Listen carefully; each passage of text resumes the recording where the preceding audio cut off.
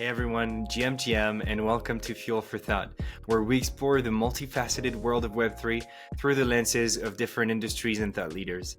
My name is Chris Loisance, and today we have a very special guest from the luxury and wine world with us.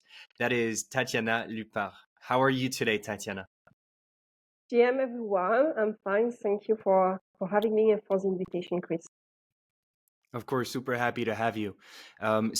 Guys, for your information, Tatiana is the global digital director of LVMH's wine division, where she spearheads digital strategies and activations for Eau de Maison. So you may know that, in LVMH, you have a division for everything that goes from champagne to spirits to wine. So you may know Dom Perignon or Hennessy. But there's also a still wine division that includes in the portfolio Cloudy Bay from New Zealand, Ao Yun from China, or Terrazas de los Andes in Argentina. And as a wine enthusiast myself, I can tell you this is a pretty solid portfolio. So if you ever get the chance, try these wines.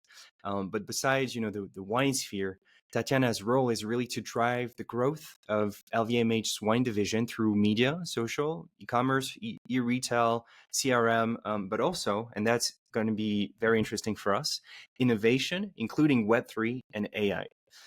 So before we start, what's your fuel for thought today, Tatiana? Is it wine or coffee or water?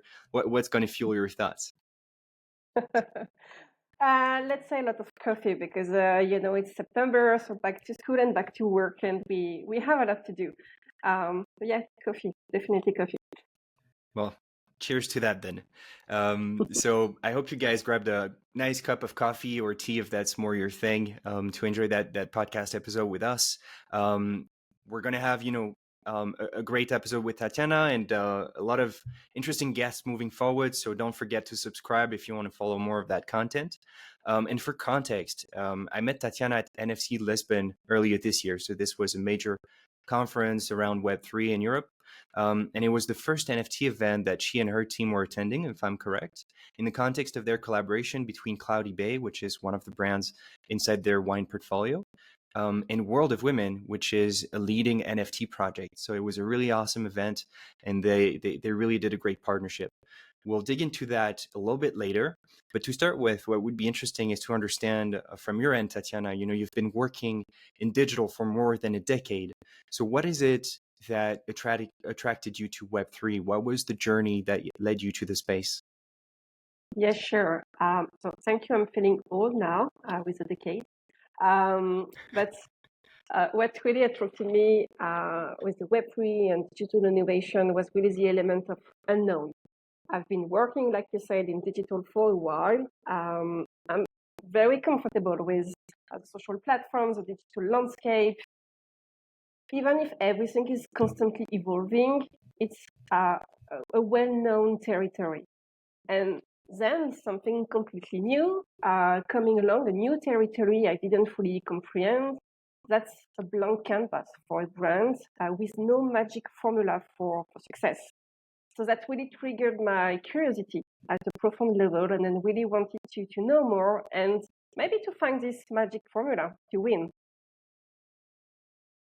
So the curiosity around the space, and then the potential of the technology underlying the space was what drove you there. But then, what did you discover once you started digging? Like, where did you start? What was your process to really grasp the essence of what Web3 is about, and what did you really discover there? To be fully honest, the first time I wanted to know more about Web3, cryptocurrencies, and blockchain, I didn't understand a clue. So I was completely lost. And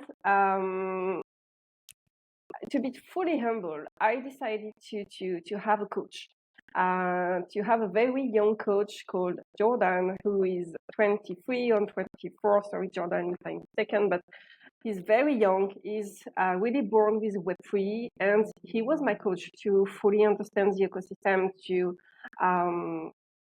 better understand what could be the opportunities, and just to open my mind and the chakra around Web3. And what I discovered, so first, it's very complicated. It's not an easy word. It's not user friendly yet. Everything is yet to be built. for brands. The cycles are very short.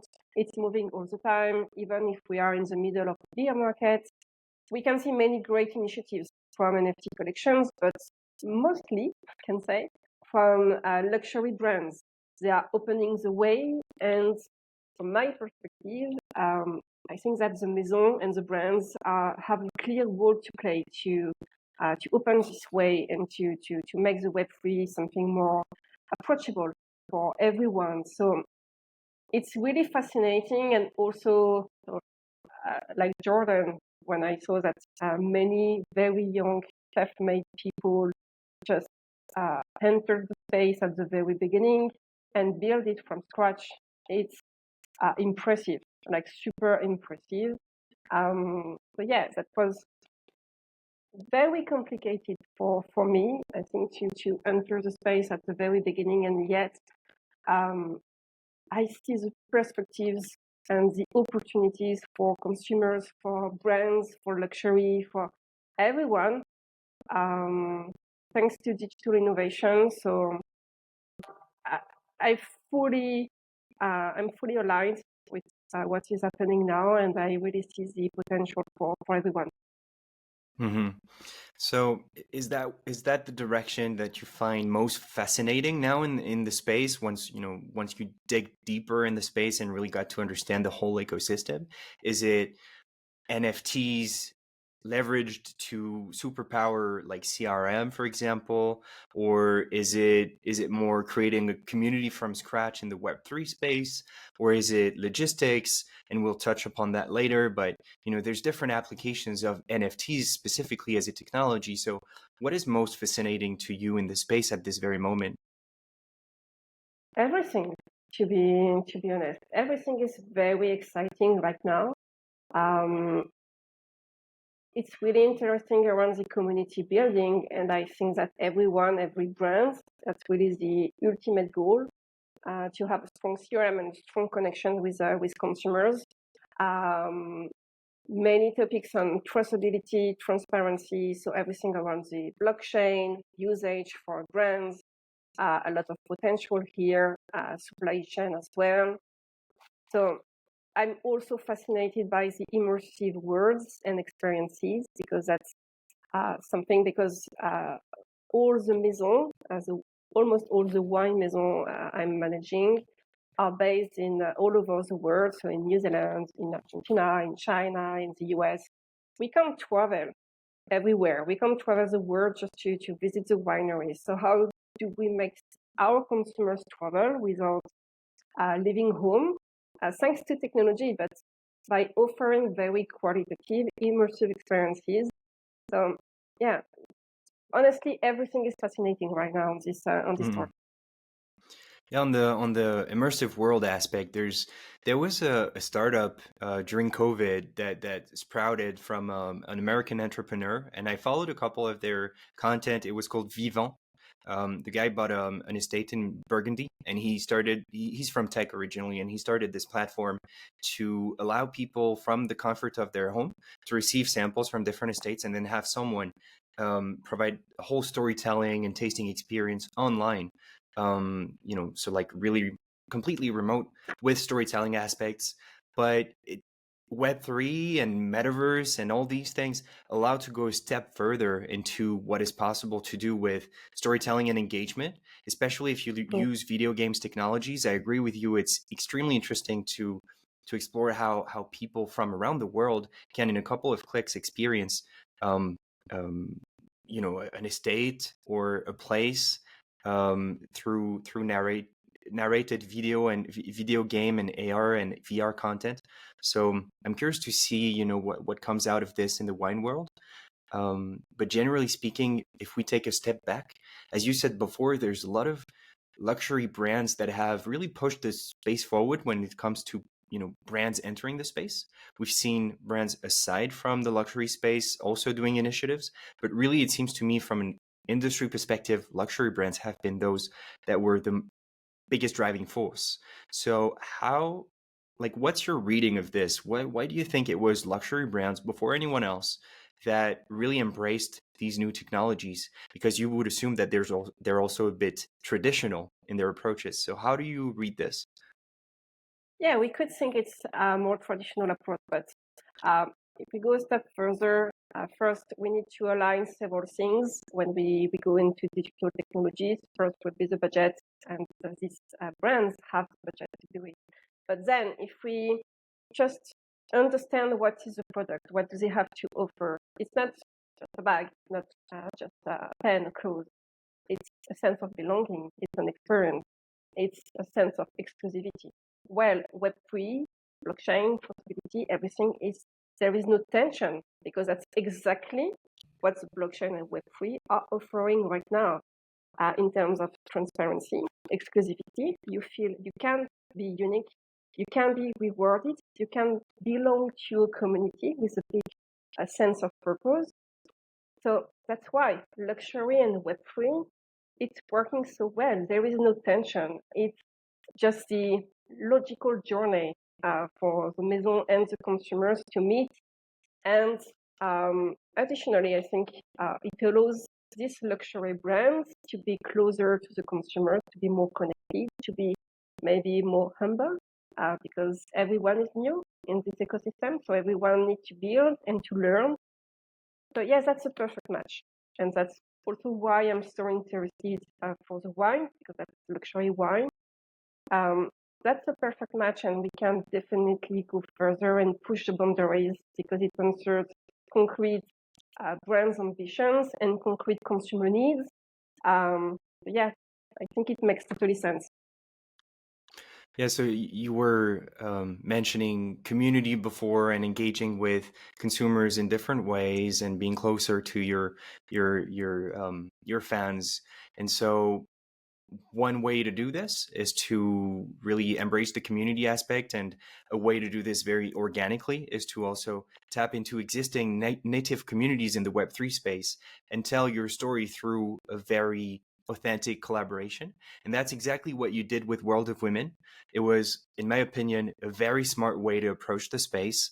If you think of Gucci, that's what they did as well. One of the first initiatives they did in the space was piggyback on 10KTF, which is a very famous community, and co-create together some kind of NFT initiative. How did you come to collaborate with World of Women? Was that, an initiative from your side? Did they reach out to you? And then what was the whole purpose of implementing that? First, our intention was really to join forces with a well-established community to conduct tests, to gather insights, and potentially launch our own projects when we were ready. We really need to gain expertise. And as for now, the primary objective is really to acquire knowledge and to co-create in this field.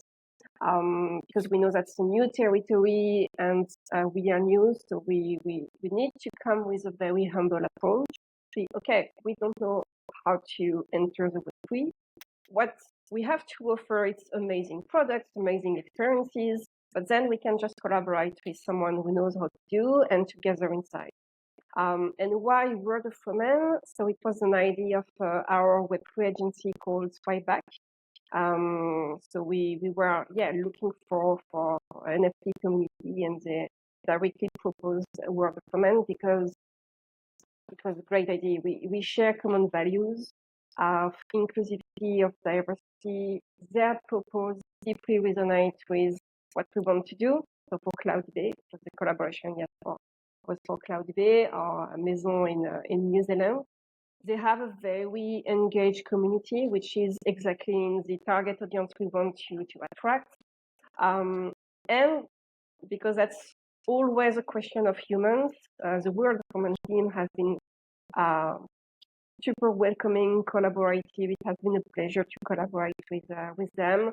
I think they learned some elements from us, and we learned a lot with them. So that's why I think it was really an alignment of common values, different objectives, but at the end the same purpose, and the willing to better understand how it can work into Web3 and brands outside of NFT communities, because we know that the world and the space is really evolving, and NFT communities has to evolve as well, because it has been working a lot, but now I think everyone needs to renew the ideas, the experiences, and sense of belonging for the community.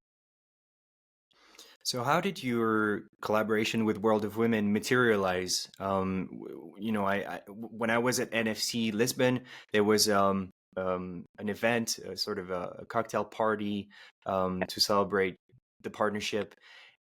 In which ways did it materialize, and like, what's the vision of that partnership? Is it a one-off? Is it a long-term collaboration?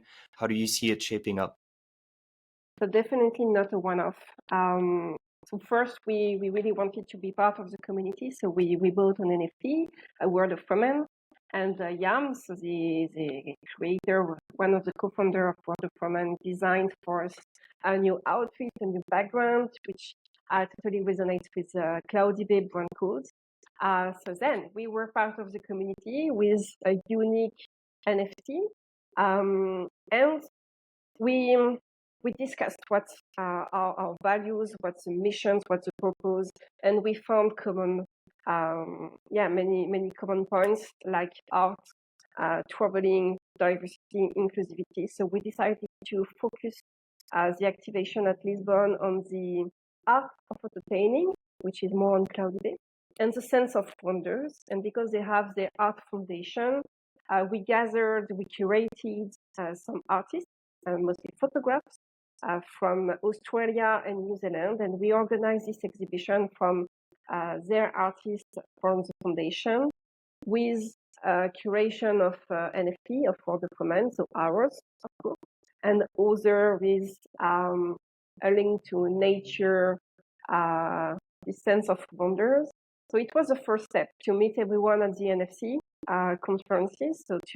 We were hosting this exhibition in a dedicated area of the NFC, the living room, and we had a bar in the same space where people were able to taste our wine, the Sauvignon Blanc, the Pinot Noir, and the Chardonnay. So it was great to just have to meet everyone and say, okay, let's have a glass of wine together. That's Cloudy Bay from New Zealand.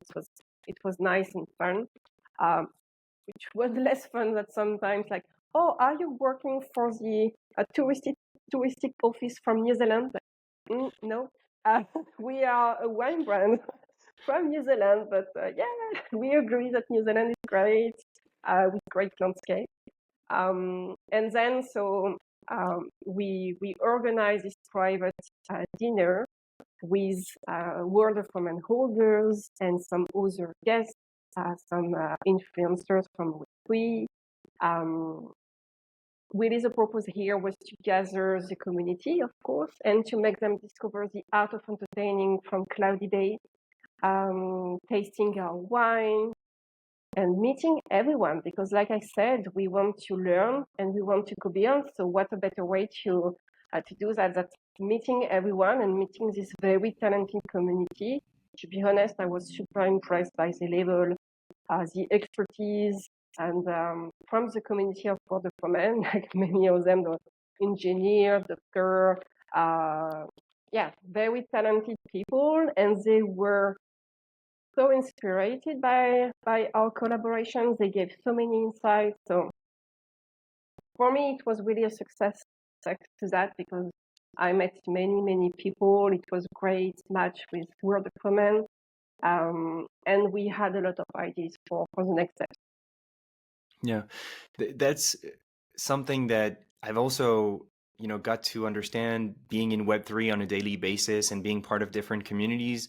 You may think from the outside world that Web3 is a lot of tech guys that, invest in crypto and they're what we call degens, and some of them are for sure, but you get, especially on the cultural front of Web3, which is mostly in the NFT space, you have such a melting pot of different industries and education fields, but everyone comes there with a lot of curiosity and a lot of drive, and you'll be surprised to see how many smart and interesting people you'll meet just by holding one NFT, which immediately connects people together.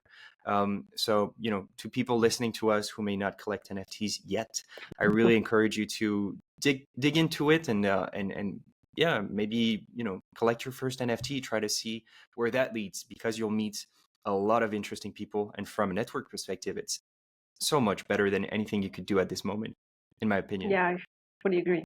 Fully agree. And you could have some good surprises by holding NFTs and going into the Discord, meeting the community. Yeah, I really think that yeah, to better understand this world, it's important to own NFTs and to be part of communities and just see, watch and see what's happening right now. It's very interesting. Mm-mm.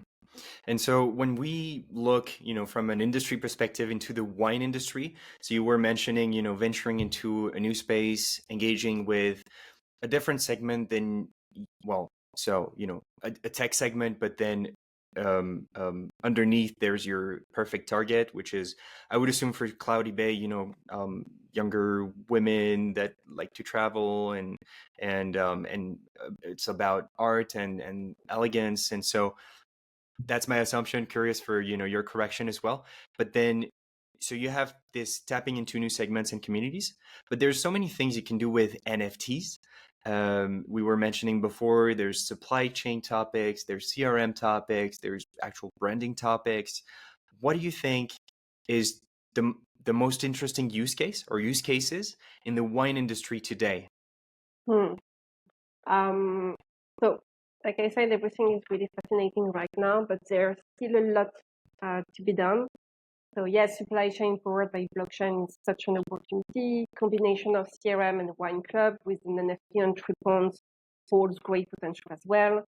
On our side, there is a huge promise with the ultra premium wines, as well as the renowned portfolios such as Caudibe or Terratos de los Andes, especially when it comes to community building and immersive experiences. But I believe that the most thrilling projects are yet to be unveiled. There is room for everyone to push the boundaries further.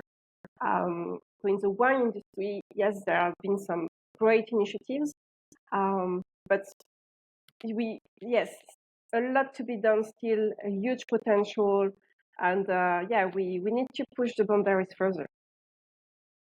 Yeah, there's one use case that that I think is pretty relevant. So that's more for the secondary market. Maybe Ideal Wine, which is a platform for like secondary market for wines, investing in wine, buying old vintages. And so you have now this Web3 startup, which is Blockbar, which allows to collect wines on the secondary market or buy from primary sources, um, as an NFT form. And the actual product, so the wine is stored in a warehouse, and you can gift the wine to whoever you want digitally. You just send it in a second, or you sell it to someone on secondary markets online. And the wine doesn't move this whole time. It's just the NFT. And that's really interesting, because then you really make the whole secondary market more efficient. You don't have to send a wine throughout the world, pay taxes for shipping, and cost for shipping. You don't damage the wine by putting it in the sun for a while, and making it travel 3 times around the world so that it changes hands 4 times in a row. So that's a one way that Web3 can also support, the wine industry. So as you said, there's really interesting concepts coming out every now and then, and I'm also curious to see where that leads. When it Yeah, comes to estates and I wines, oh yeah, and please react to this, sorry. because I'm curious for your thoughts. Um, so yeah, we are discussing with Blockbar. We see great opportunity with them, but really, so there is Blockbar and other platforms which are allowing wine brands to do it. And yeah, for me, what is really interesting is this digital twins theory, because yes, you buy an NFT and you buy a real bottle, you can speculate the bottle is not moving, it's really better for the carbon footprint, for the quality of the wine, and you know exactly where your bottle is. And I'm investigating a little bit further on the experience around opening a bottle. Yeah, what could be the NFT evolving when we open the bottle could be shared with your guests. So there is, like I said, a huge potential, and for us, it's fascinating because that's good. You know where the bottle is, when it's opened, with who, in which conditions. Can everyone be part of our club? Can we connect with them? It's great. So the market and the technologies are not fully matured yet to do it, but I'm sure it will be very soon. Yeah. So, okay, this really sparked my interest because what you want. So there's two things you want as a, well, probably more, but there's two things that come to mind when you're a wine brand. You want people to open your wines and drink them, and store them for 15 years, because then, well, that's less revenue for you. And then the second is you want to get to know your end consumers, because the distribution mechanics in the wine world is mostly B2B. You're a wine producer, you sell to B2B channels, and then you lose all contact with the end consumer. If you have an NFT involved, then you get to know your end consumer, not only when, where, possibly who they are, but also who they consume it with. And that's a way to then sort of have a very effective touch point with people that might share a bottle, but then just like lose interest in the wine brand. If they actually get a token, something from that moment shared, which has particular emotional value for them, I would assume then that's a way to acquire new consumers as well. So I don't want you to spell your secrets, but that's something that seems really interesting to me. Yeah, it's a game changer, right? Exactly. So when it comes to, LVMH's wine division and leveraging Web3 to benefit the core business, how do you see this evolving? Like, what's the vision? Are you gonna keep, testing and learning and really trying to embrace different use cases, see where that leads, or do you have more of a structured approach and you have already your grand vision without, saying confidential things? But where is this going? Yes, I can't reveal the plan, but we are currently working on 4 digital innovation pillars. Web3 is part of it. So personally, I strongly believe that these digital innovations have the potential to revolutionize our industry. It will enable us to engage with younger generations, to provide a unique experience that will be different from what is currently existing. And by becoming more accessible, with a stronger connection with the consumers, we have the power to transform the relationships that Gen Z and millennials have today with wine. Because I don't know if you've seen recent studies on this younger generation and wine consumption. It's not the big love. And there is definitely something to do, because younger generation don't drink wine as much as the older generations, because they feel that it's too complicated, it's elitist, it's not an easy drink. And I personally totally convinced that it is a great drink that could be easy to share, totally enjoyable with friends. And we have a lot to do to change the image and the perception of the wine industry with this generation. And digital innovation would be, I think, a part of the answer, to be more accessible and more connected and closer to these consumers. And it's a way also to shift the sole interest being the product to something bigger, which is more like lifestyle and having something more immaterial associated to the wine.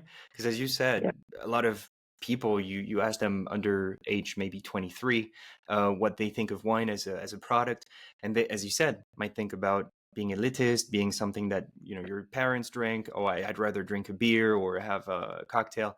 But really, if you shift that perception of wine through technology and the consumption habits, then that's a very powerful way that I also can see shaping the industry.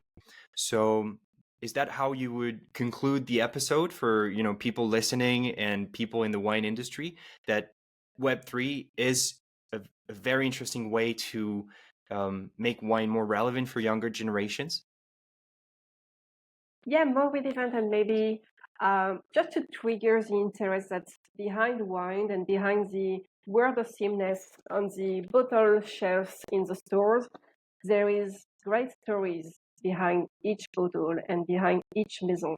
A true terroir, dedicated teams for us on our sides. There are amazing landscapes in New Zealand, in Argentina, in China. Like the stories are amazing, but we need to discover it. We need to make it more accessible for everyone, because what are we looking for? Yes, a great product to share, but we are also working for stories, for a great conversation at dinner, because why? It will trigger an amazing moment and an amazing souvenir for who is drinking with you. So wine for me is an emotional product. We just need to work to make it understand and make it maybe not understand, but just to convince this younger consumers that it's the case.